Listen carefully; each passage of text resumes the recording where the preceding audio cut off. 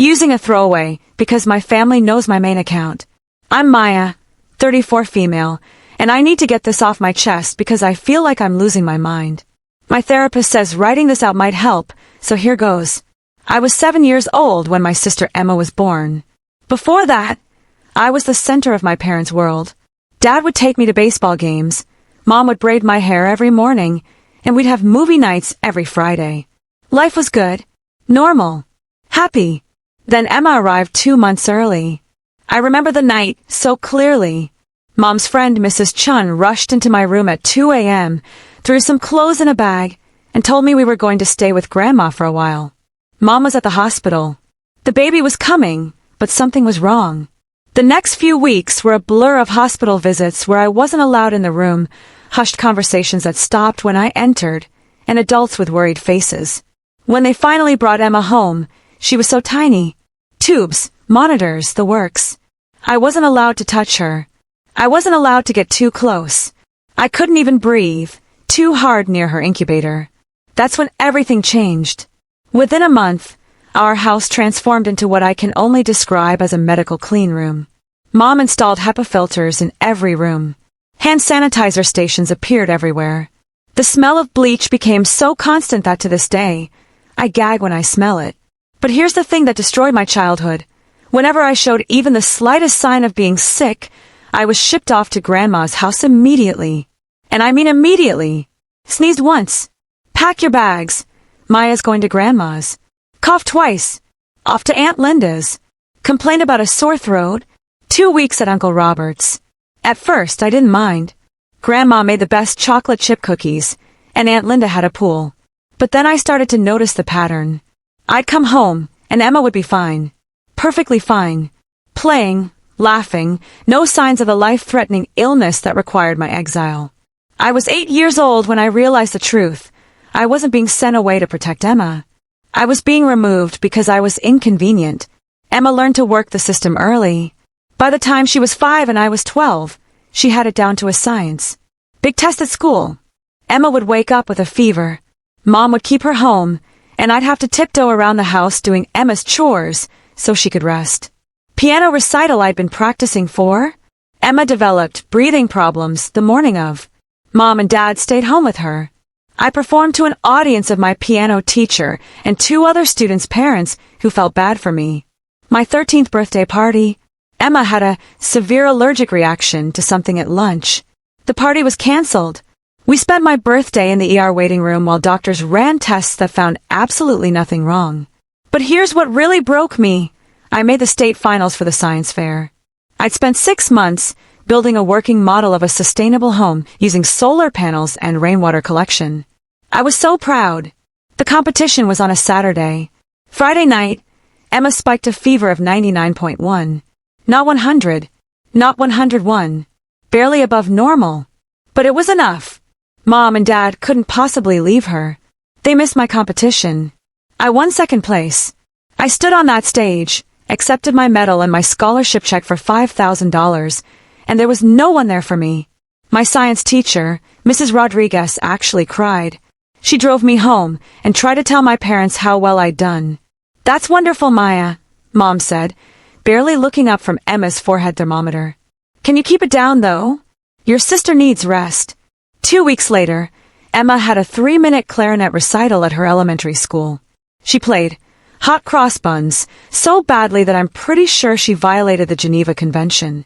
Every family member showed up. Both grandparents, 3 aunts, 4 uncles, all there to watch Emma murder a simple children's song. The photo from that night is still on the mantel. Emma, beaming, surrounded by family. I'm not in it. I was home alone, studying for finals. High school was my escape plan. I threw myself into everything that would get me out of that house. Straight A's, debate team captain, editor of the school newspaper, president of National Honor Society. I worked at Joe's Diner every weekend and most evenings, saving every penny. Joe and his wife Maria became more like parents to me than my own. They remembered my birthday. They came to my debate competitions. They cared.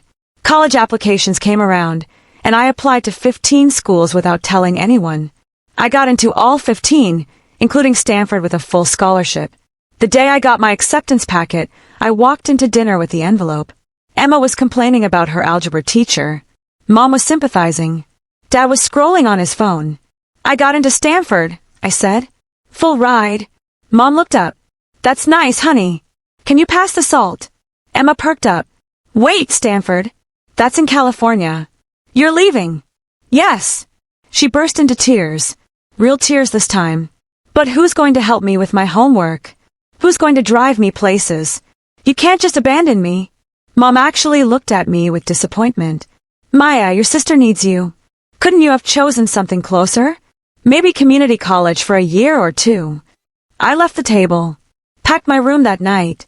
At graduation, they showed up late because Emma had a migraine. They missed my valedictorian speech. Stanford was paradise. For the first time in my life, I could breathe. I could be sick without being treated like a bioweapon.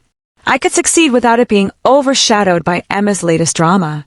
I graduated summa cum laude, got my master's in environmental engineering, and landed a dream job at a renewable energy firm in Seattle.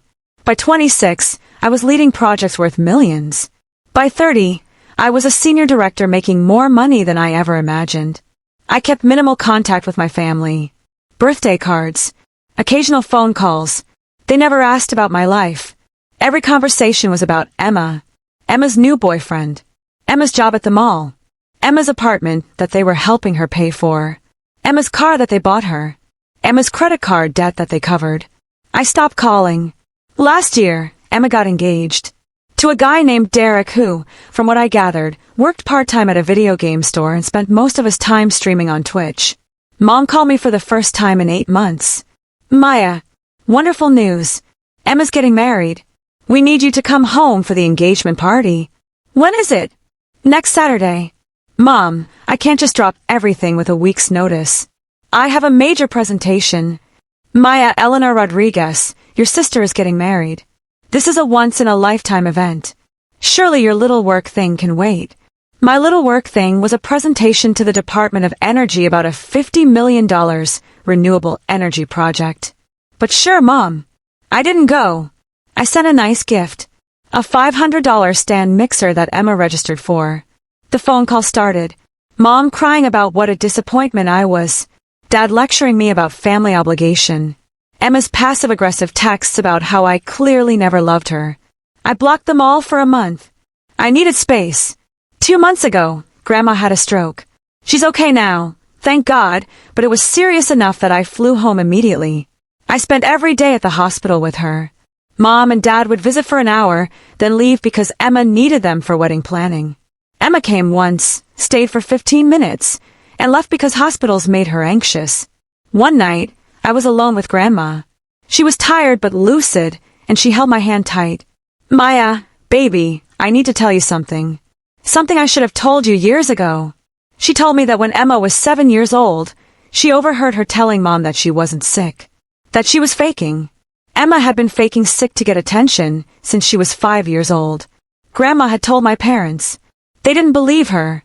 They chose Emma's lies over the truth. They chose to continue the pattern of sending me away, of neglecting me, of building their entire world around a child who was manipulating them.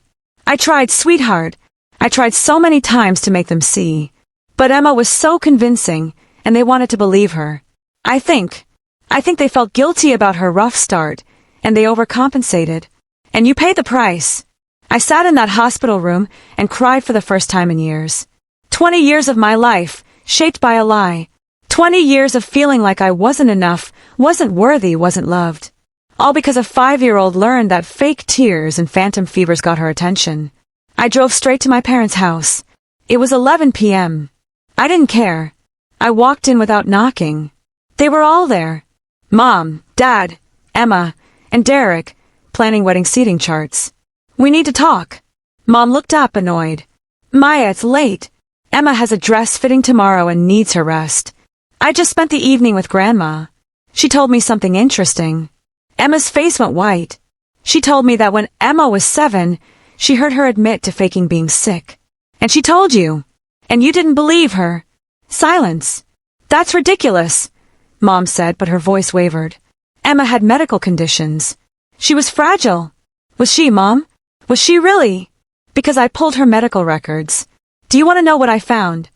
I threw a stack of papers on their precious eating chart. 43 ER visits between ages 5 and 18.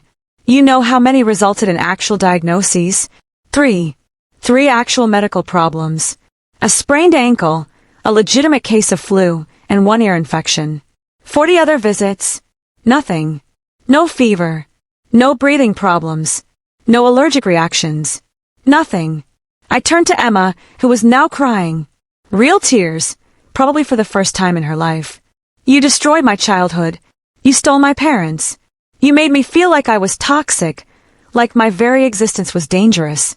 Do you have any idea what that does to a person? I didn't mean. Yes, you did. You knew exactly what you were doing. Grandma told me you laughed about it once. Laughed about how easy it was to get Mom and Dad to send me away. Mom stood up, shaking. Even if that's true, you're being cruel. Emma was a child. She didn't understand. She was still doing it in high school, Mom. She faked a fever to make you miss my science fair finals.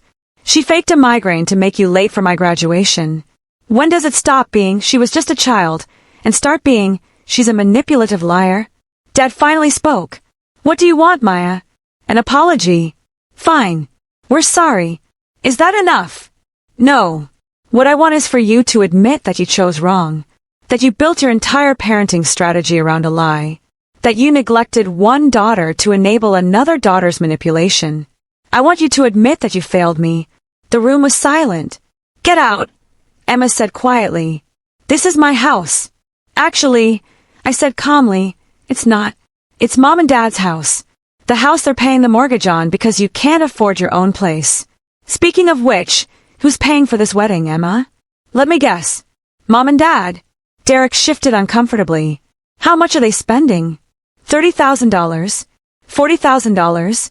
Meanwhile, they didn't contribute a single dollar to my education.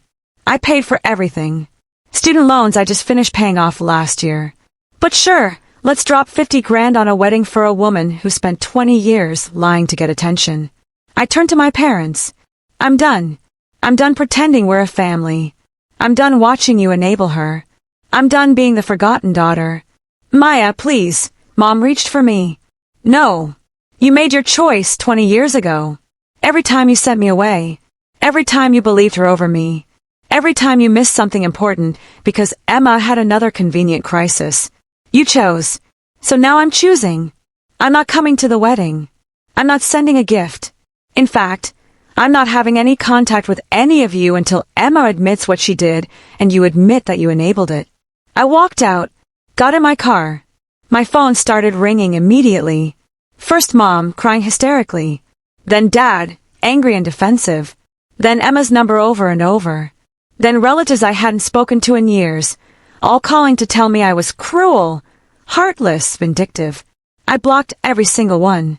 The next day, Emma posted on Facebook. A long, dramatic post about toxic siblings and family betrayal. About how her successful sister had abandoned the family. How I had always been jealous of her. How I'd accused her of faking illnesses out of spite. The comments were what you'd expect. Distant relatives taking her side. Family friends saying how sad it was that success had changed me. A few people asking questions that Emma deflected. Then Aunt Linda commented, Emma, I've known you your whole life. I love you. But Maya's right. I was there the night of her 13th birthday when you miraculously recovered from your allergic reaction the second the party was canceled. I watched you fake symptoms for years, and I said nothing because it wasn't my place. But I won't watch you rewrite history. Maya deserves better. One by one, other people started commenting. Uncle Robert, who confirmed I'd stayed with him dozens of times for Emma emergencies that never materialized. Mrs. Rodriguez, my old science teacher, who posted about the day I won state finals alone. Joe and Maria from the diner, who wrote about the countless evenings I'd cried to them about feeling invisible. Emma's post was deleted within 3 hours. It's been 2 months. The wedding happened last week. I didn't go. I spent the day hiking, then had dinner with friends who've become my chosen family. I've heard through Aunt Linda, who I unblocked because she's the only one who apologized, that it was a disaster. Half the family didn't show up after the Facebook incident. The ones who did show up spent most of the reception arguing. Derek's family was confused by the tension. Emma cried through the entire ceremony, and apparently not happy tears. Mom and Dad spent $47,000 on that wedding. They're now dealing with some serious financial problems, according to Aunt Linda. They had to take out a second mortgage. Meanwhile, I got a promotion.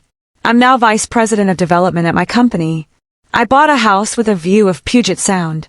I'm dating an amazing man who actually shows up for me. Last week, I got a letter from Emma. Handwritten. No return address, but I recognized the handwriting. It was 5 pages long.